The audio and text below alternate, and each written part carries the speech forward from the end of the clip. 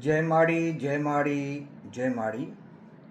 राजमान राजेश्वरी भगवती श्री मेरड़ीमा मढ़खेड़ाना आद्य उपासक परम पूज्य जय माड़ीना जीवन विषे આપણે વાતો કરતા આવ્યા છીએ। અત્યારે હાલ આપણે સૌ દિવાળીના પાવન પર્વની તૈયારીઓ કરી રહ્યા છીએ। દિવાળીની ઉજવણી ભારત વર્ષમાં ઠેર ઠેર હર્ષ ઉમંગ અને ઉલ્લાસ સાથે ઉજવાતી હોય છે। જીવનમાં દિવાળીનું પર્વ એ અનેરું પર્વ છે। આ પર્વ તહેવારોનો પુંજ સમાન અલગ અલગ દિવસો દરમિયાન તહેવારની ઉજવણીઓ આપણે સૌ સાથે મળીને કરીએ છીએ।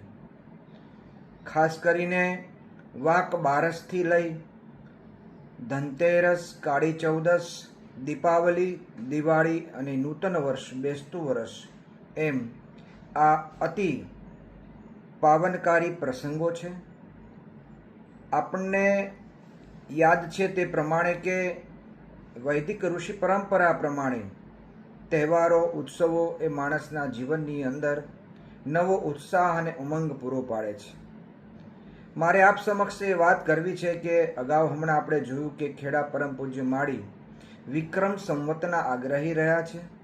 વિક્રમ રાજાના જીવન વિશે, વીર વિક્રમાદિત્ય પરોપકારી પરદુખ ભંજક વિક્રમાદિત્ય વિશેનું જીવન એ પૂજ્ય માળીનું પ્રેરણાત્મક જીવન છે।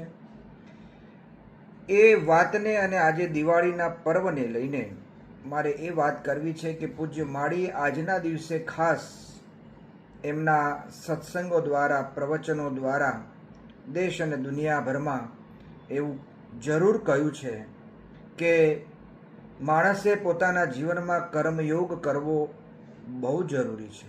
કર્મ હિ ભગવાન, સતત કર્મ કરશો તો જ કંઈક તમે પ્રાપ્ત કરી શકશો।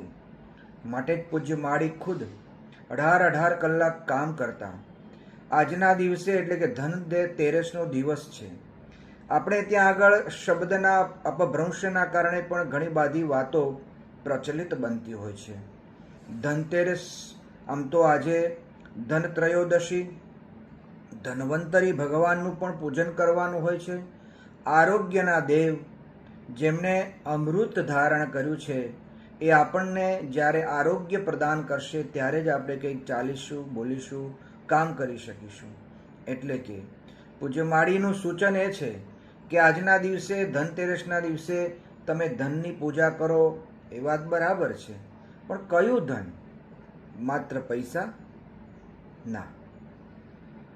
આપણે ત્યાં આગળ ભગવાન શ્રી કૃષ્ણએ ઘણા સ્વરૂપની અંદર ઘણી વિભૂતિઓ પણ કહી છે।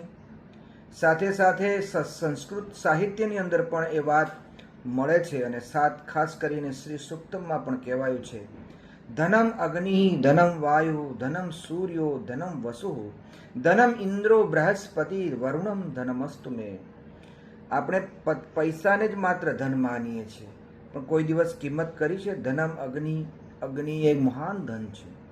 ધનમ અગ્નિ, ધનમ વાયુ, વાયુ ના હોય તો, અગ્નિ ના હોય તો, ધનમ ઇન્દ્ર, ધનમ અગ્નિ, ધનમ વાયુ, ધનમ સૂર્ય, સૂર્યનારાયણ ના હોય તો, વસુ આપણી મા ભગવતી ધરતી માતા ના હોય તો।